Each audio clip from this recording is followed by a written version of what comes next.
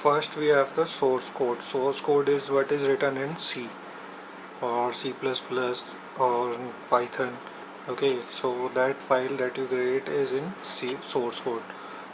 Source code goes to preprocessor. What preprocessor does is it converts that hashtag a hash include stdio file and includes those functions into your source code file and makes a bigger file which contains your code and the standard library code, and also it gives the directive, converts the directive such as if you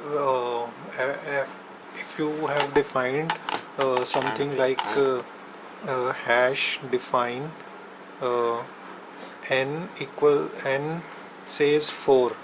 So wherever in your code if you have n is written, so it takes that n and puts 4 in place of it.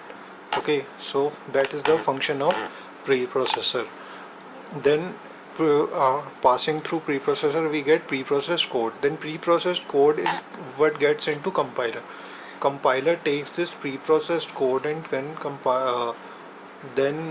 compiles this code into target uh, based on target assembly target. So what is target? Target is our hardware that is specifically. So basically what you have is x86 or ARM, or if you have any microcontroller such as AVR or PIC.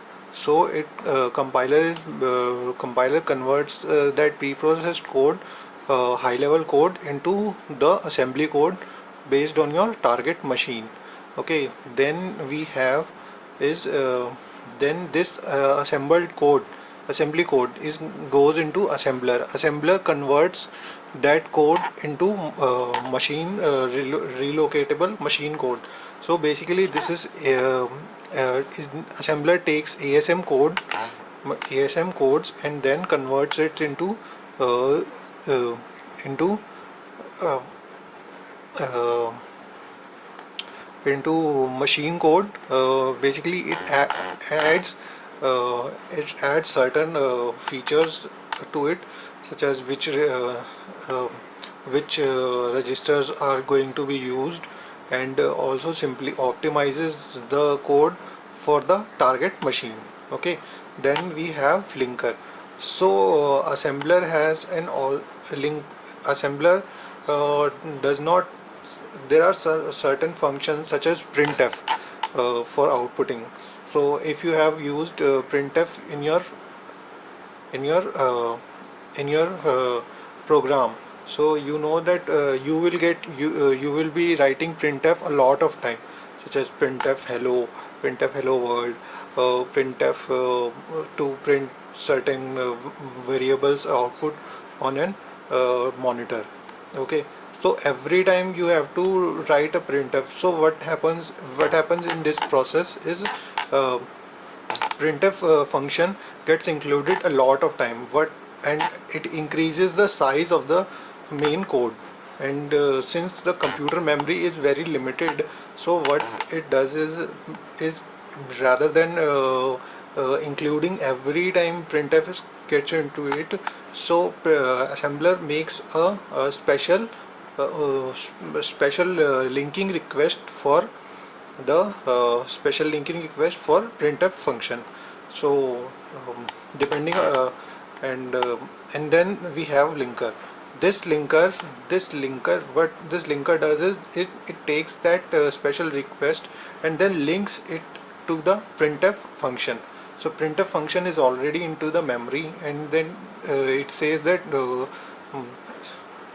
to printf and print this function.